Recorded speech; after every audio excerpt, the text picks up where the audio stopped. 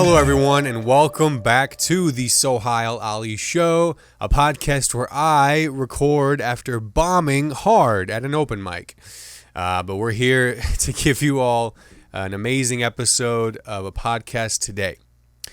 Well, we're going to be talking about a bunch of things in this episode today, including but not limited to the GameStop stock fiasco. Did you guys hear about this? GameStop is back. Roaring Kitty, the user that started this whole thing, he's been popping up again. He had another live stream on Friday that was bonkers, and things are just looking crazier from here. So we're going to talk a little bit about GameStop making its way back. The NBA Finals have started.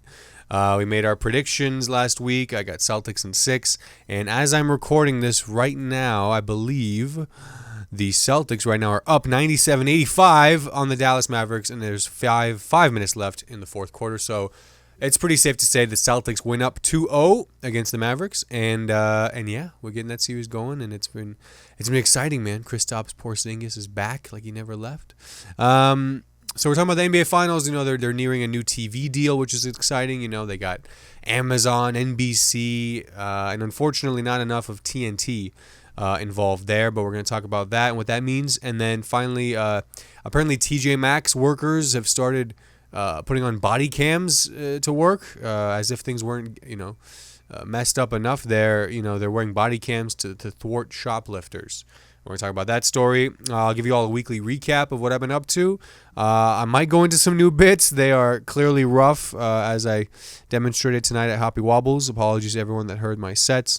But you know what? We'll still probably work out some new stuff and, try and tell you something that I got going on. We'll plug upcoming shows and we'll be out of here. So without further ado, if you're watching on YouTube, please leave a like, comment below, and subscribe for all future episodes. I really appreciate it. And if you're listening on Spotify or Apple Podcasts, give this episode and this podcast a follow.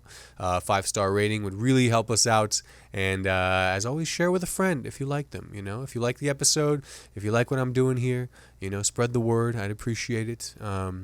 To all my any fellow comedians watching, if you want to be on the show, let me know. I aim to do guest interviews about once a month, and right now I still have not settled on a June guest, so we still have a lot of time. But if you want to be on the pod, just send me a DM on Instagram or Facebook, whatever, and we'll be sure to get you on, man. So really excited to jump into things here. So let's just jump into the first trending topic. So this is trending topics, right? So apparently GameStop is back, right? I don't know how many of you got hurt by it 3 years ago when everyone and their brother was like, dude, what color Ferrari are you going to get? Because they had, 20 shares. I admittedly was in the boat of FOMO GME holders 3 years ago. A few of my good friends were early on it, and, rest assured they held, and they held too hard, and they held too long, frankly. But no, dude, I was in the GME thing real late. Like, I mean, peak late. So much, in fact, that I bought high and sold a little less high. So my experience with the whole thing was pretty bad to begin with. For those of you that don't know, a few years back, this guy, Keith Gill, decided to, take a stab at screwing up the entire market, and he noticed that a lot of Wall Street was shorting GameStop stock, and as he puts it, he liked the stock, so he decided to drive it up, and he did, and that shit was up to like $300 a share plus, if I remember correctly, like a few years back. Anyway, all this kind of died out. They made a movie about it, Dumb Money. I watched it. It was pretty good. Paul Dano, Pete Davidson. It's fun. And then out of nowhere, like last month, either he started tweeting again. Roaring Kitty is his username.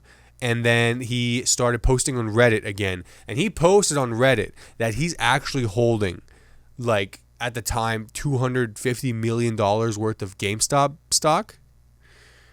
So that was pretty wild to see. And it's just like, it was his first post in like a few years. Like, this man is here for chaos. He really is. And just last Friday, Keith Gill, Roaring Kitty, on his YouTube channel had a live stream, one of his classic live streams for the first time in over 3 years. He live streamed on YouTube to over 600,000 plus viewers live. It was insane. I was in there watching. He had a whole bit about being injured in the beginning. It was pretty funny. And the dude just basically talked for about half an hour, just I don't know what I'm doing, guys. The price of GameStop went down as soon as he started going. It closed at $26 Friday. It's something real low. All this to say, I'm back in for some fun. This is clearly not a financial advice podcast. This is barely any advice podcast. But if you're wondering, so what does this mean? What are you doing with this information? Well, I'm a fan of being in what's going on culturally. Does that make sense? I'm a fan of, knowing what trending news is going on and being able to bring that up in conversation and talk about it. It's interesting to me to know that this guy is back and the significance of it all. I'm explaining to you all. I'm explaining to my girlfriend, and she's just like, what is wrong with you? Why do you care about this? I'm like, babe, it makes sense. It's significant. Things I care about, I guess. But the man, yeah. So the price went down. He did his live stream.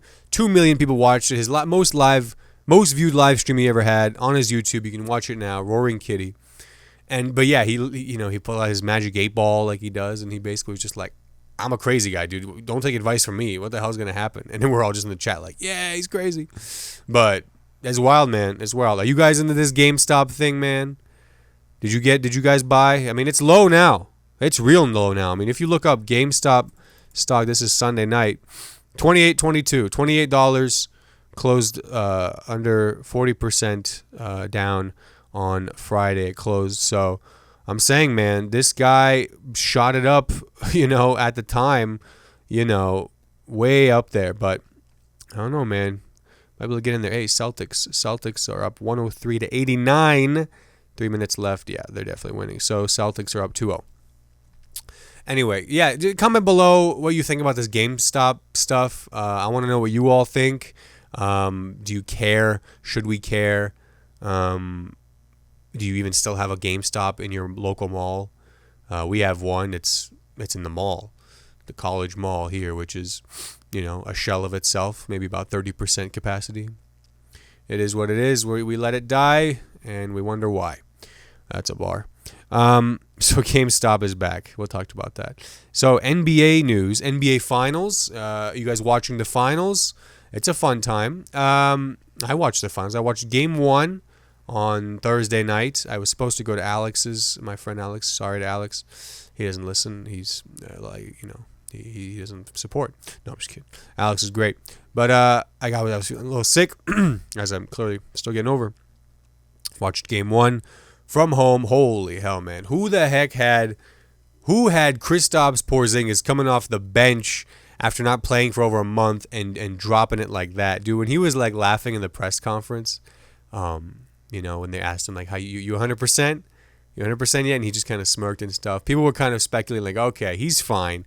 He's all right. They didn't think this fine.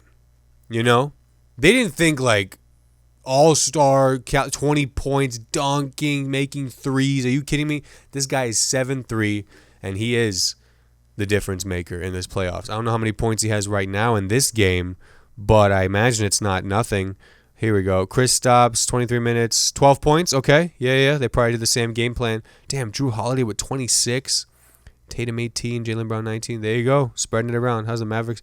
Luka 29, Kyrie 16, 6 assists. Damn, Luka damn near got triple-double this game. It's crazy, man. It's crazy. Porzingis, like I said, came off the bench and just lit it up and was just the spark that the Celtics just rode the whole game. I'm talking about Game 1. I'm obviously not watching Game 2, but as I can see here, it's a little closer. I mean, Game 1, Celtics were up by as much as 29 at one point, 28, 29, something like that. I mean, it was some complete blowout. This one's a little bit, they're down by 10. 2 minutes left in the fourth quarter. But yeah, that you watch that and you go, I don't think, I had Celtics in 6. I don't know if this will go to 5 at this rate, We'll see. I mean, the Celtics clearly looking like they're going to defend home, for the first time. But usually the Celtics are worse off at home. They kind of go a little over 500 at home. Meanwhile, they're really good on the road. So if that continues and they can win a game in Dallas, make this a little bit more competitive. Maybe if Dallas wins one at home, probably. But yeah, man, these guys. I mean, they're, like I said in the last episode, they're the best team in the league. They are, and they're clearly demonstrating it. They really are. My one thing was just making sure that my face wasn't blocked, because that's clearly what everyone's here for. But what I wanted to talk about was what I learned about last week, which was this Wall Street Journal article that talked about the NBA's media rights deal. For those of you that don't know, the NBA is finalizing a $76 billion TV deal for the future seasons after next season. It's a defining moment for the NBA, defining moment for media and sports. What does this mean? It means that the rights to broadcast NBA games across Amazon, ESPN, Disney, and NBC are now all bundled up to value, that much money. And it's crazy, man. I mean, they were talking about like some player's salary, like Luka, Tatum, LeBron, like the top players are going to slowly start to earn over $100 million a year. Yeah. So, if you thought getting into the NBA was hard now, and they're making fucking tech CEO bank, dude, that's crazy, man. It's crazy. But like they said, it's the last thing that people really want to watch live, and you really can't watch it the next day. No one's really watching it back, right? So it's a big deal. And NBC got a cut of this now. They're going to bring... Is that how the NBC theme goes? I don't remember. But NBC will be having NBA again. Amazon Prime's going to have NBA. ESPN, Disney obviously will have it. But the Warner Brothers Turner thing, man, they really, really messed it up. Like Charles Barkley said, they messed up. I mean, freaking David Zaslav straight up said, we don't need the NBA. Hey, man, with all due respect, fuck you. You know what I'm saying? Like, the dude scraps great movie projects like Batgirl, the Acme movie, to fucking tax write-off, and then he goes and buys like college football game rights. It's like, yeah, okay. You could also do with the NBA, and he just waited, and Adam Silver was like, okay, boss, we don't need you either, really, if you think about it. And it's sad for inside the NBA fans, for God's sakes, man. Iconic program. Cannot lose it, but it sounds like we may. And I will, this is not a threat, this is all in jest. This is all parody, this is all whatever I have to say to not get sued. But if a guy whose name rhymes with Favid Favlov ends up being the end of Inside the NBA, if that's what that means, then Mr. Favlov should watch his back. That's all I'm saying. No, dude, it's fucking sad, honestly. There's nothing really other than that, but yeah, I mean, they did say, there is a little bit of a light at the end of all this. They did say that they may allow Turner, TNT, to have a small package of games, including regular season and playoff games. So there is a ray of hope. There's a tiny ray of hope that they might let them come back to the table and beg their way back into having these rights, because hopefully they're listening to every single person on Twitter and online saying, please don't let us lose inside the NBA, please. There's so little to live for. This is part of it, right? So that's kind of what's going on with the NBA there. Yeah. What are your thoughts? I'd love to know. Do you care? Do you watch NBA? What does the NBA mean to you? How much do you have invested into this whole thing? What do you watch games on? Celtics 105, Mavs 98, 29 seconds left. 7-point game. Interesting. But yeah, leave a comment below what you think about this whole NBA thing. Would you be in support of, Turner getting in there and having a small amount of games, still watch inside the NBA? Of course. But, I want to know what you think about it. What do you think about the future of the league? What do you think we're going to be seeing? I'd love to know. Start that conversation in the comments below.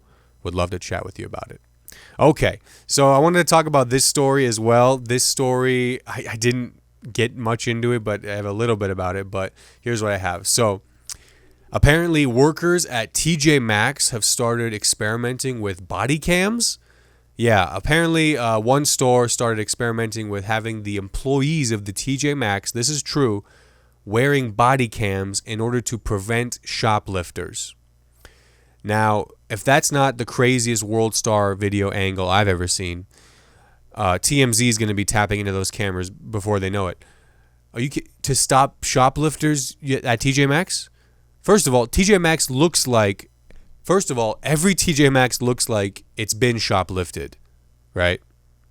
It's a treasure hunt, even finding anything halfway decent in there. Last TJ Maxx I was in, the security alarm was going off the whole time I was shopping. Did I pull a tag off a shirt? Maybe. But I couldn't see what size it was. But they're hoping that these body cams would stop shoplifters, right? Do you think this would actually stop shoplifters at a TJ Maxx? I feel like if you're going into a TJ Maxx to shoplift stuff, they made it pretty damn easy. Like, yeah, they have stuff behind glass, but that has got to be like the weakest glass in the game. You know what I mean?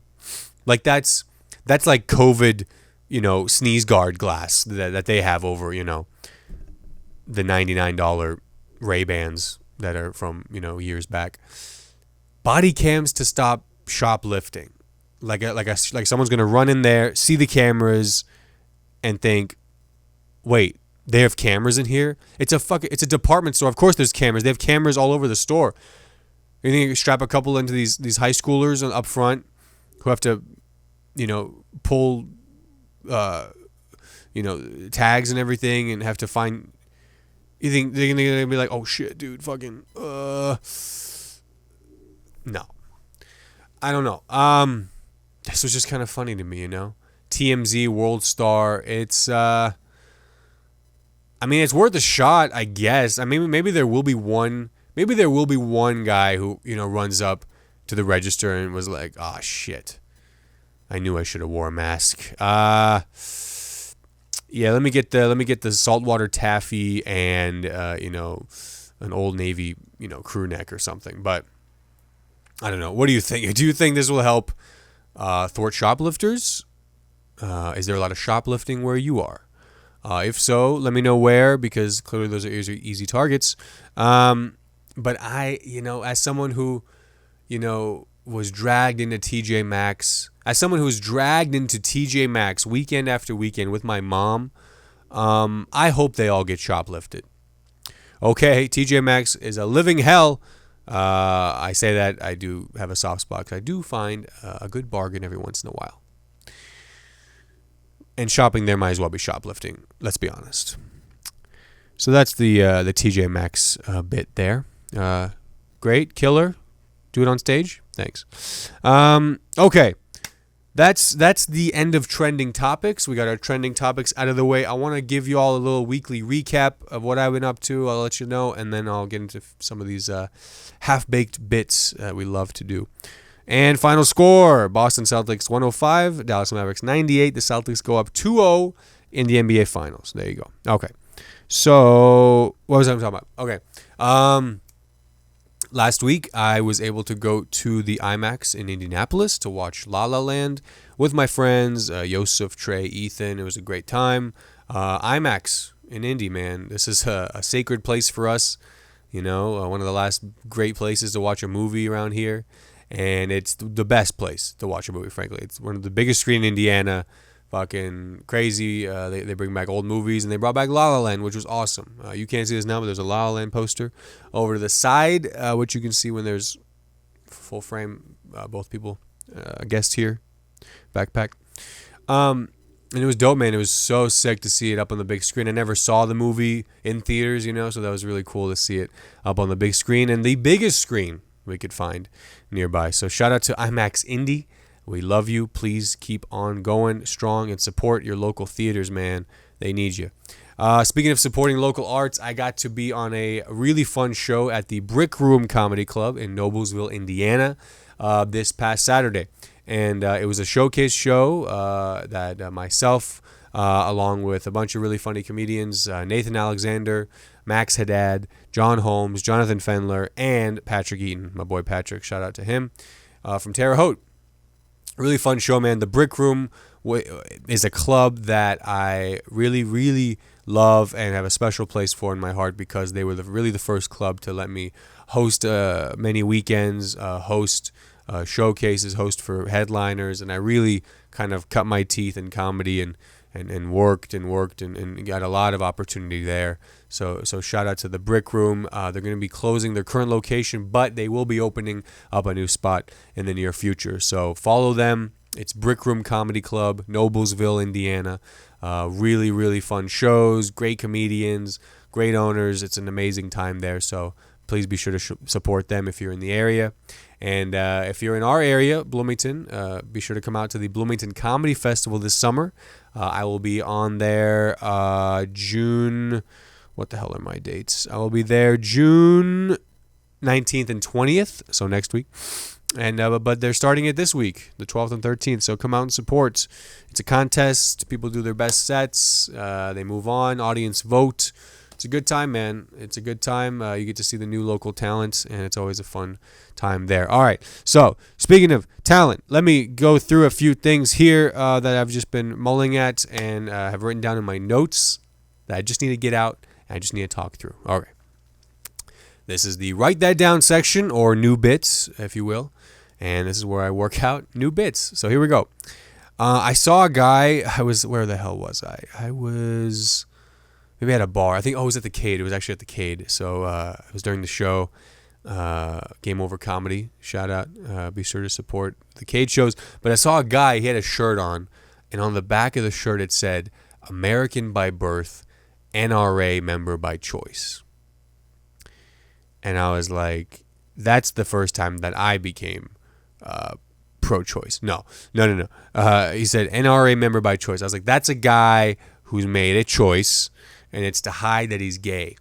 I think no one's got a shirt that aggressive and is not hiding something during Pride Month. You know what I mean?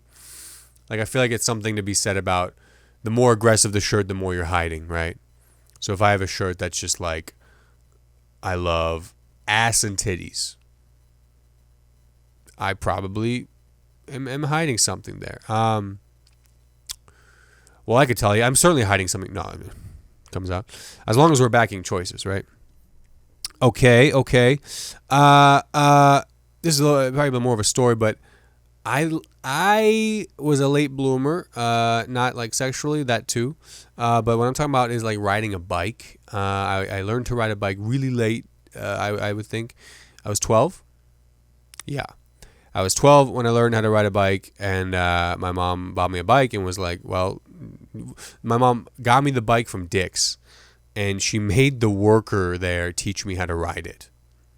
Yeah, so I was a 12-year-old kid, borderline obese, getting taught how to ride a bike in a Dick's Sporting Goods by a guy who was maybe 4 or 5 years older than me. High school worker at Dick's. So you can imagine how thrilled I was for that. And, I just had a couple lines here. The guy was like, hey, do you feel balanced? And I was like, yeah, can you just push me into oncoming traffic? Actually, I would really enjoy that. I'd rather not continue any of this. The crazy part was I was actually bigger than him. So, it's kind of like a who's teaching who situation. But by the end, he was the one that got the workout, pushing my big ass without training wheels for the first time. That's a true story. And if you think that's funny or you think that's something I should explore, please let me know. I need to write it clearly, and I need to make it something I can talk about. But I think there's something there. I think that's something there. Okay, let's see about this one. My girlfriend was on the phone with her grandma and said that her boyfriend is Afghan. And her grandma goes, oh, so you're dating an African. I was like, honestly, don't correct her. Please. Like, this might be the one time I can be cool. No, but the real thing, I was like, if she's iffy on me being black, I don't think she's going to love the Muslim part. You know what I mean? Like baby steps, baby steps. Oh, man, I don't know. It's like, don't get too excited, Grandma. My girlfriend's not either, right? All right. There's something going on there. The bad gambler, we talked about that. Loud motorcycles, I wrote that out. Let me see. Let me just drop into the old Google Drive folder here, and don't worry, we'll get y'all out of here under 30 minutes. But I feel like I can pull something. Oh, maybe I haven't done it here. No, I have. I've certainly done it. Oh, okay. I did this tonight. It went okay. Yeah, that's okay with a lot of asterisks. But so basically, this is about women in horror movies, right? So because I read an article recently that said that apparently women watch more horror films than they do superhero films, right? Which is pretty crazy. I think it says a lot about women because that just means women would rather see a man being a murderer than a hero, right? Like they're like, come on, let's be realistic here. Like it's a lot more odds of that happening. And I think it says a lot about women in the sense that like women want a really good story. Like they want the story that, like women want a man to want them so bad he's willing to go to jail for it. You know what I mean? Like that's kind of where I think this is headed, where it's like, yeah, oh, okay, your boyfriend stole his dad's car to see you. My boyfriend killed a guy just because he looked at me the wrong way. You know what I mean? Like I should probably visit him in prison. Like they just want to be that wanted, and that's kind of where this is. And I don't have any more good parts of that, but I will work on it. I'll tell you that much. Yeah, women are like, oh my God, he's crazy about me. Killed 3 people to get in my house. Isn't that insane? Not as insane as you bragging about it. You know what I mean? So that's, I think, where I want to take that. And I think where I want to end things today. Thank you all so much for tuning in to another episode. I love these, man, because I just get to talk and no one can stop me. But you've certainly stopped watching and listening a while ago. But if you are still listening and watching, just know I appreciate you very much. And I hope that you have a good rest of your week. I want to plug a few shows.